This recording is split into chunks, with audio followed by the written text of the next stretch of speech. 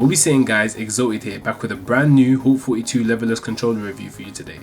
In this video, I'll be quickly going over their latest product, the Haute42 Cosmo X CAT Leverless controller. Big shout out to the amazing team over at Haute42 for sponsoring this video and sending me the controller to review. Without any further ado, let's get into it. So apart from the controller itself, we're also given a switch puller. Right, we're given this just to pull out the switches when you want to change them, change out the buttons, whatever you want to do. So we're given this. We are given some wind engine switches. These aren't necessarily my favorite, but it's always nice to get some extra switches just in case you lose them. We're given some button silencers. You put these where the switches are when you don't want any sound to come from them. Right, if that's too loud for you, just swap them out with some button silencers here, and then that should make no noise. And this, right, you see this device, this is the game changer. So with this controller, the biggest change from this in terms of its other controllers is that you can actually adjust the switch travel with this device. Okay, so if you look closely, you can see that there are these black dots, right? These black dots that you can see, there's one dot, there's two dots, then there's three. This changes the switch travel distance. So there's some grooves here. You put this in here and you can change it to either 1, 2 or 3. And from 1, this is where it has the farthest distance to travel, right?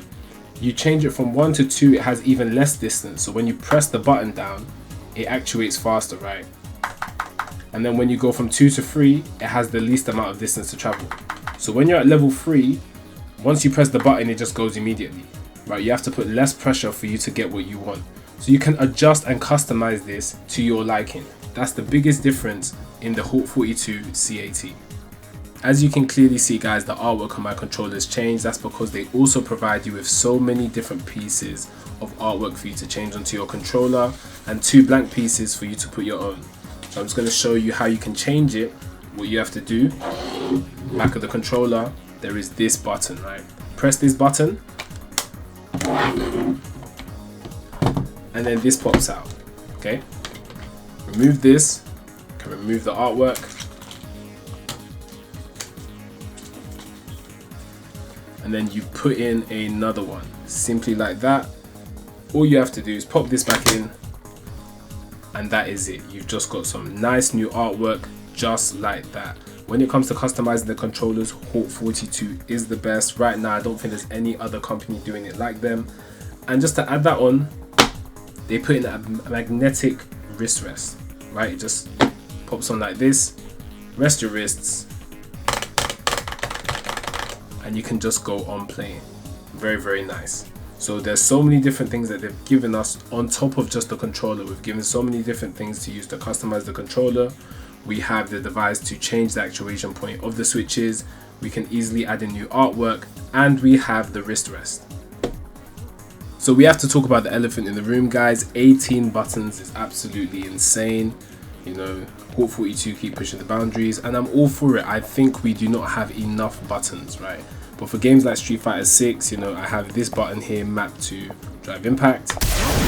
This button's also drive impact, but I don't think you're allowed for tournament rules to have 2 buttons that do the same thing, so I need to swap this to something else. But right now by default, this is drive impact, this is drive impact, drive parry, and then I have throw here. The reason why having 18 buttons is good is, let's say you're blocking, right, you need to react to drive impact, you just have to press this. You need to react to something you have to parry with, you press this, and throw, you press this. You could have all your fingers on them at the same time, right? So you're blocking, right? And when it's time for you to just press throw, attack with a throw, react to drive impact, press this, and then react to drive parry, just press this. So you are ready at all times. You just have to train your fingers to do the right thing at the right time. As we were talking about earlier in the video with these distances for the buttons, you can see I'm gently pressing, my directional keys, my movement buttons, and the Kuma is moving. I don't have to apply much force. Whereas if I want to press my attack buttons, I actually have to press and apply more force with these because of the different distances. So I said with things like blocking, you want to be able to block, change from crouch blocking to stand blocking at a moment's notice. Things like drive impact, you'll be able to press that with literally no force whatsoever. Drive parry, the same thing. So I would advise you guys to make sure that all of those buttons that you've applied to that have the shortest travel distance possible. Whereas if you mash at the wrong time, you could get caught out. So So I'd advise you to make sure this has a further travel distance. These are one of the benefits of the Haute42 CAT, and other controllers don't have this. So just here to show you the different combination of RGB lights that you can have, all you have to do is press back, start and the X button together and it changes the different modes.